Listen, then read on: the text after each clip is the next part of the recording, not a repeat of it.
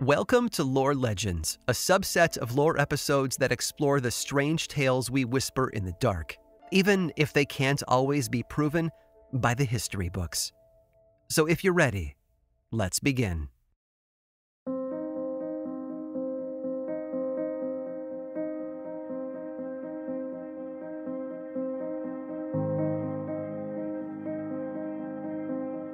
There's nothing like the open sea. The sound of gulls overhead squawking as they hunt for their next meal. The sound of waves lapping against the sides of the ship. The promise of adventure just beyond the horizon. It's no wonder swashbucklers like Blackbeard and Grace O'Malley call the ocean home for so many years. Beneath that glistening surface of saltwater, though, and under millions of grains of sand, are secrets. Some of them just wait to be uncovered. Others should not be searched for at all. There's a reason buried treasure has remained buried for so long, and not just because the X has worn off the map. It's because those who buried it weren't able to recover it and didn't want anyone else to find it either. Pirates may be romanticized today as daring seafarers in pursuit of riches and freedom, but they were not exactly loved during the 17th and 18th centuries. Many were hardened criminals, murderers, thieves, and scoundrels alike. And if they weren't chased out of one location, they were arrested and hanged for their crimes in another. In death, these pirates left behind quite a lot. Their legacies were built on stories of their exploits exchanged over mugs of ale and whispers of the gold they had stashed on distant shores. But while the exploits and treasures might have made for good story fodder, it also led to some serious consequences for the men and women involved. Today, we set sail to explore some classic and creepy tales of pirates who chased luxury and liberation only to catch heartache instead, and sometimes the hangman's noose. I'm Aaron Mahnke, and this is Lore Legends.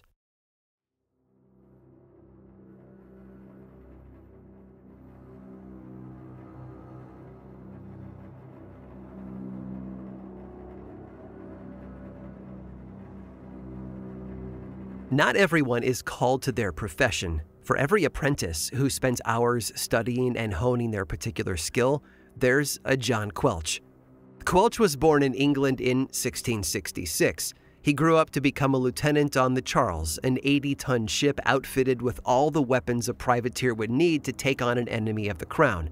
Captained by one Daniel Plowman, the Charles, along with Quilch and a full crew, sailed out of Marblehead, Massachusetts, a seaport north of Boston and incidentally just down the road from where I'm recording this. They'd been given instructions to take down any French and Spanish ships along their way, all the way up to Canada. But Captain Plowman wasn't feeling too well. Not long into the trip, he took to his cabin sickbed and siloed himself away from the rest of the crew. Left to their own devices, the men decided that there was only one course of action for them, and it wasn't a get-well-soon card. They mutinied instead. To keep the captain from leaving his cabin, one of the crewmen jammed a marlin spike into the doorframe. A marlin spike was a tool used to separate strands of rope, and it made a pretty good doorstop, too. Some say Plowman was tossed overboard, dead or alive, while others believe that he died inside his cabin. The details aren't too important, though. All that matters is that John Quilch quickly shed his role of second in command and began a new life as captain of the Charles. With the new captain came new orders. No longer would they sail to Canada. Quilch had them turn the ship around. They were going south, to Brazil, in fact, with a new target in mind: gold. The Brazilian gold rush had begun in the 1690s, and other ships had already begun harvesting all that they could find. Between August of 1703 and February of 1704, the Charles and her men relieved 9 Portuguese ships of their plunder. Gold coins, furs, sugar, and other treasures filled the ship's hold, and there was probably no shortage of bloodshed over it either. Pirates weren't exactly known to be friendly to the vessels they were looting. There was just one problem. England and Portugal had just signed a treaty aligning their governments against the French. Although the treaty had been signed before the Charles had set sail, it's unclear if news of it would have reached Massachusetts by that time. To let others know his ship was no longer a privateering vessel, Quilch designed a new flag. It depicted a white, humanoid figure holding an hourglass in one hand and a spear in the other. At the end of that spear was a heart, with drops of blood coming down from it, all set against a black background. He called it the Old Roger, though it's believed that this is merely just a myth used to bolster his legend. After less than a year at sea, Quilch and his crew made the decision to head back to Massachusetts and divide up their fortune. They'd assumed that they'd gotten away with the perfect crime, with the people funding them back home none the wiser. They didn't know how wrong they were. The ship's backers quickly discovered damning evidence tying the Charles to the pirated Portuguese ships, including Portuguese coins of gold and silver, along with bundles of sugar that had been labeled in the Portuguese language. It was clear that Quilch and his men had targeted Allied vessels as opposed to Spanish or French.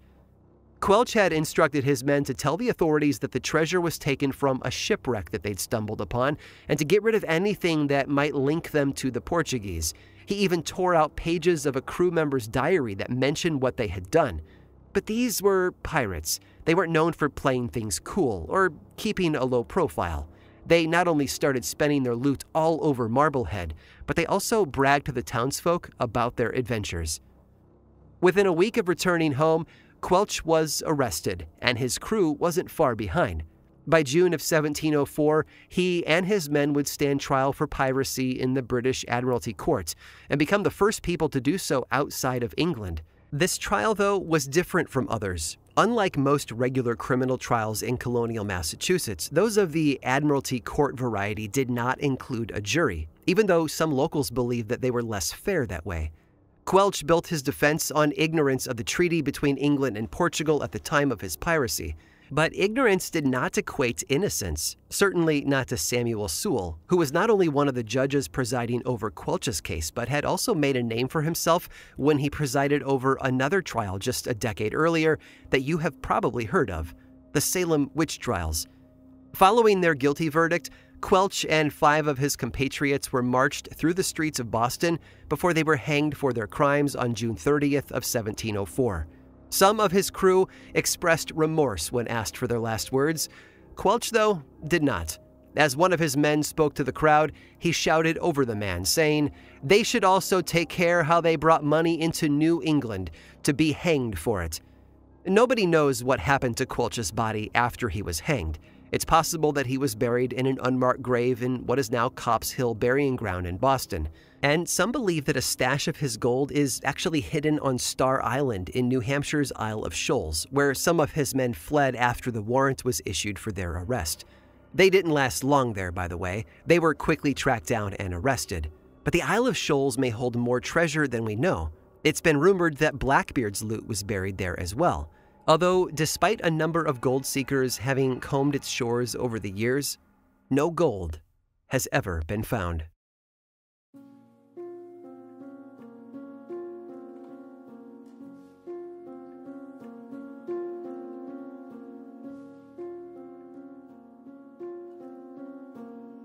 Massachusetts wasn't just known for its pirates, it was also home to their treasure. North of Boston is the coastal city of Lynn, also known as Lynn, the City of Sin. And while many versions of this story claim to take place in 1658, the events that I'm about to talk about likely date back 20 years earlier to 1638, the year a strong earthquake rocked New England.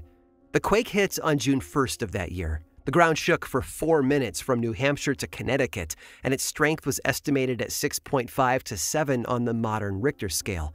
It was such an event for New Englanders that they started using June 1st, 1638 as a reference for other dates. For example, instead of saying a specific year like 1636, they would say 2 years before the Great Earthquake.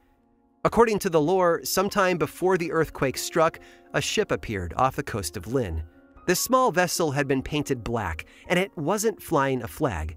Lynn residents knew exactly what this ship had on board, too. Pirates. As they watched it coming toward them, 4 men departed in a smaller boat, which they rowed upriver to the woods, along with a chest. The following day, the townsfolk went looking for the pirates, but found a note on the door of the local ironworks instead. Whoever had written it had scrawled out a list of items that they needed, such as handcuffs and hatchets, which they wanted left somewhere in the Lynn woods in a clandestine location. In exchange for their cooperation, the letter said the townsfolk would receive some silver. Not ones to pass up easy money, the locals did as the pirates asked and left their supplies in a secret place in the woods. The pirates then used those supplies to set up camp by building living quarters and other necessities. The area is known today as Pirates Glen. But the interlopers soon learned that their paradise would not last forever. The authorities eventually discovered their hideout and arrested 3 of the 4 men. They were sent back to England to be tried for their crimes.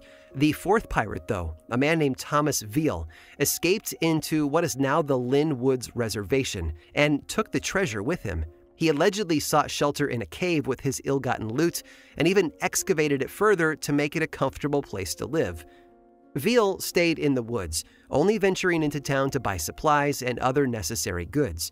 He also worked as a shoemaker, but called the cave his home for as long as he lived in Lynn. That is, until the earthquake struck. The tremors caused the floor below him to open up, swallowing him whole as the cave, caved in. He was trapped for good in what is now known as Dungeon Rock. A few hundred years later, a spiritualist from Charlton named Hiram Marble bought the land where Dungeon Rock sits, and for one very lucrative reason, too. He wanted to find the treasure. But how did he know that it was there? Well, someone had told him. The ghost of Thomas Veal himself. Marble would hold seances and transcribe Veal's instructions through automatic writing, which not only informed him of where to dig, but also helped him prove that spiritualism was not a scam. Well, Marble blasted and shoveled his way through the cave for years, excavating close to 200 feet of tunnel. He even built a house next to its entrance to make things easier for himself. But he never found the treasure, and neither did his son Edwin, who continued to search for it until his own death in 1880. But it wasn't all for nothing. Marble wanted to use the treasure money to buy more land so that he could gift it to Lynn to make a public forest. After Edwin died, the town bought the land anyway, and the Lynn Woods were born.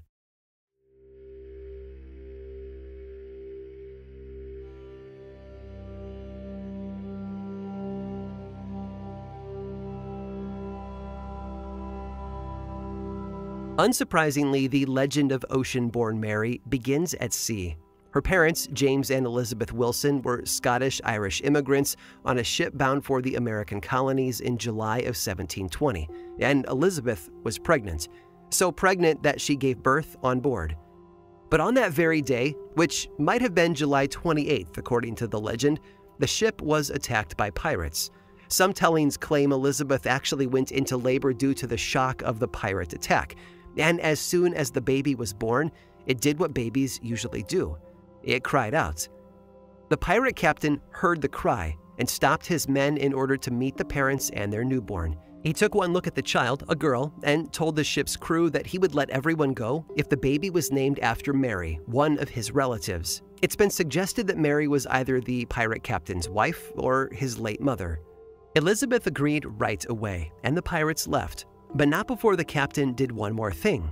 He gave the girl a long piece of green silk to be sewn into a dress for her eventual wedding day.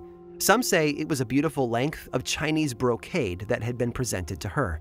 Interestingly enough, according to ocean-born Mary historian Jeremy D'Entremont of the U.S. Lighthouse Society, the ship that they were traveling on was likely the Essex, which had in fact been attacked by pirates on July 28th of 1720. And if that's true, that would make the compassionate pirate captain Bartholomew Roberts, also known as Black Bart, a pirate who was known to have captured over 400 ships during his lifetime, more than any other pirate at the time, even more than Blackbeard or Captain Kidd. He was also known to occasionally bestow gifts on the passengers of the ships that he plundered.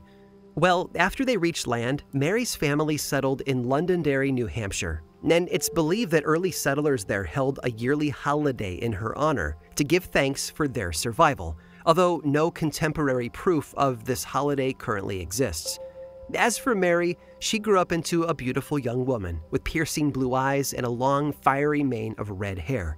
Apparently, she was fond of telling children, and I quote, "Indeed, I was born neither on this side or that side of the water, nor anywhere else on God's green earth."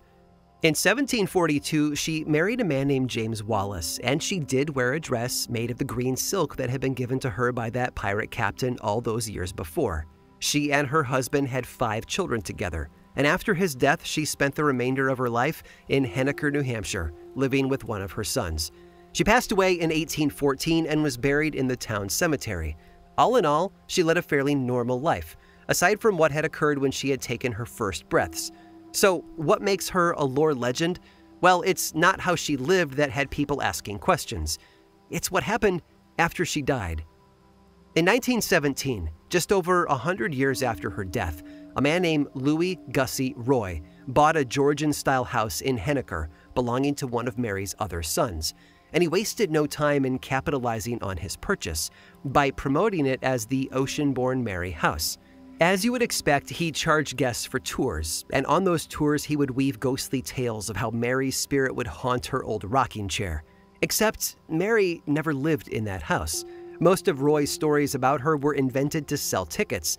As for the rocking chair, he positioned it over a loose floorboard that ran across the room. And as he told customers about the home's history and Mary's ghost, he would press down on the board and cause the chair to rock. But that hasn't stopped people from claiming that they've seen her with their own eyes. According to D'Entremont, many visitors to the Ocean-born Mary House in Henniker have seen her ghost arriving at the house in a phantom coach drawn by 4 horses, her fiery red hair streaming in the wind. So, why is she returning to the house? Well, some say she comes back to locate an unnamed item that she's left in a nearby well alongside the building, and that she arrives in her coach every Halloween. Others have said that they've seen her walking down the staircase or standing next to a window, her long red locks on full display. One apocryphal story suggests that Mary lived in Henniker with none other than the pirate captain who had given her the silk, Black Bart. The legend states that the pirate had retired to the small town and welcomed Mary as his housekeeper. Even Roy added to the rumor with the claim that the Ocean-born Mary House had been built by Captain Roberts himself, and that the fireplace's hearthstone might be hiding both his treasure and his corpse. But none of this can be true, as Black Bart was killed off the coast of Africa in 1722, 2 years after Mary was born. Still, the truth hasn't discouraged ghost hunters and treasure seekers from visiting Henniker, searching for proof of the supernatural or the pirate's gold. Gussie Roy died in 1965, but the fraudulent legacy that he built continues on to this day.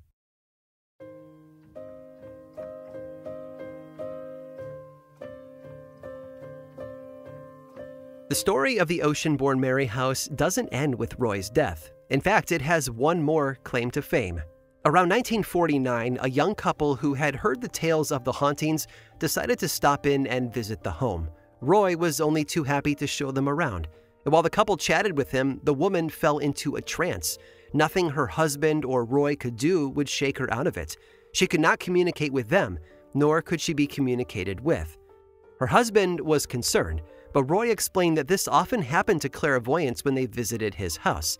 Well, according to one report, the man replied, "Clairvoyance? She's no clairvoyant. She's my wife." He literally did not know the meaning of the word. The woman, meanwhile, shook as though she'd been hit between the shoulders. According to her, her consciousness left her body and floated up to the second floor of the house, where she was able to look down on her husband and Roy below, a true out-of-body experience. This was the first time that she had ever had a psychic incident. She later told her son-in-law about the event, stating that for the first time in her life she no longer feared death. She knew that body and soul were two separate entities existing together. Oh, and that couple who just happened to stop by the Ocean-born Mary House? None other than Ed and Lorraine Warren, the famous paranormal investigators behind the Perron family haunting of 1974, as well as Annabelle the doll. The Warrens would go on to become the most famous ghost hunters in history, and they credited Roy and his invented ghosts with the beginning of their storied careers.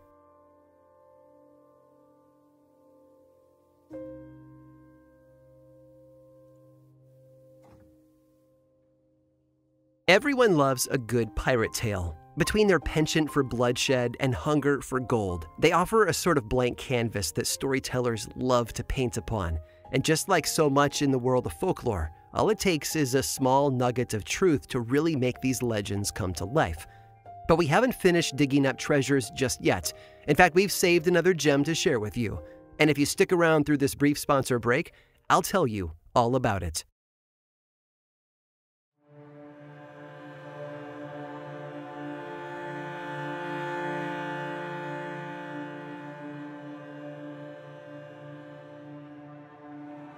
According to a history of the area written in 1880 by James Robinson Newell, Dungeon Rock isn't the only place near Lynn, Massachusetts that conceals potential pirate treasure. As the story goes, rumors started swirling around in the late 1600s about a treasure chest that had been buried at Point of Pines in nearby Revere, at the mouth of the Saugus River. And depending on who you believe, that treasure was buried by the same pirates who'd made Pirates Glen their home.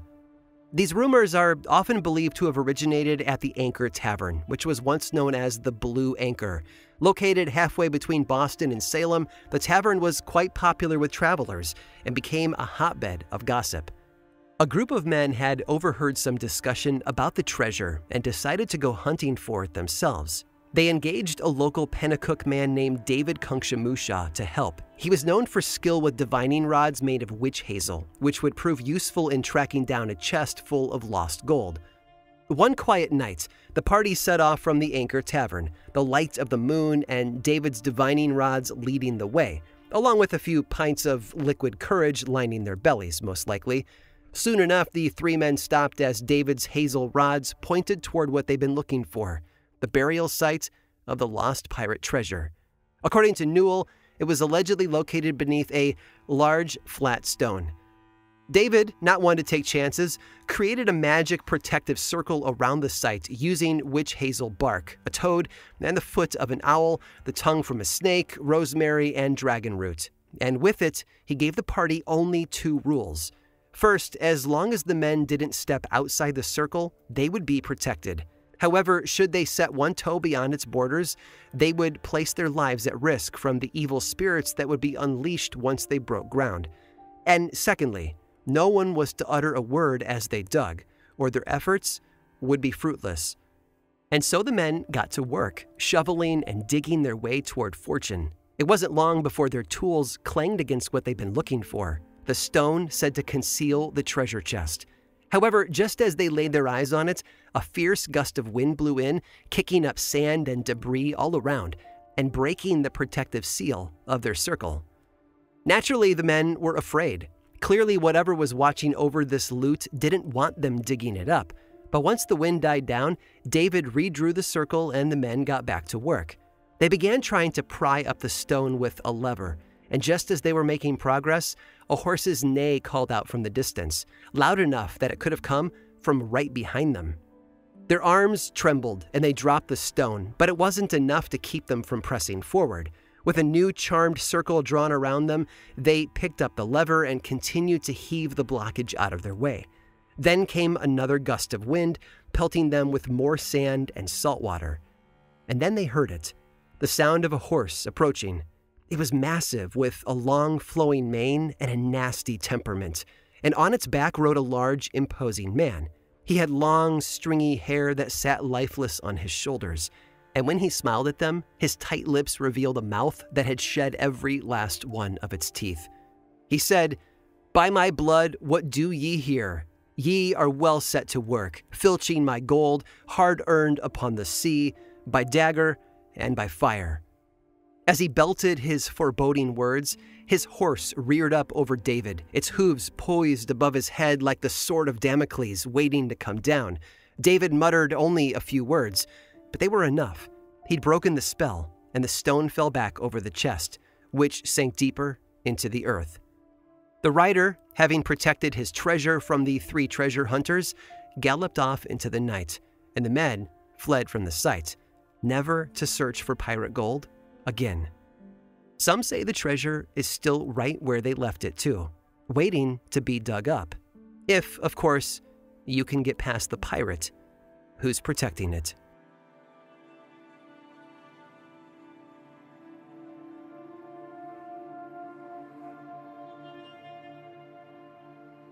This episode of Lore Legends was produced by me, Aaron Mahnke, with writing by Harry Marks and research by Cassandra de Alba. Lore is much more than just a podcast. There's a book series available in bookstores and online, and 2 seasons of the television show on Amazon Prime Video. Check them both out if you want more lore in your life. Information about all of that and more is available over at lorepodcast.com. And you can follow this show on Twitter, Facebook, Instagram, and YouTube. Just search for Lore Podcast, all one word, and then click that follow button. And when you do, say hi. I like it when people say hi. And as always, thanks for listening.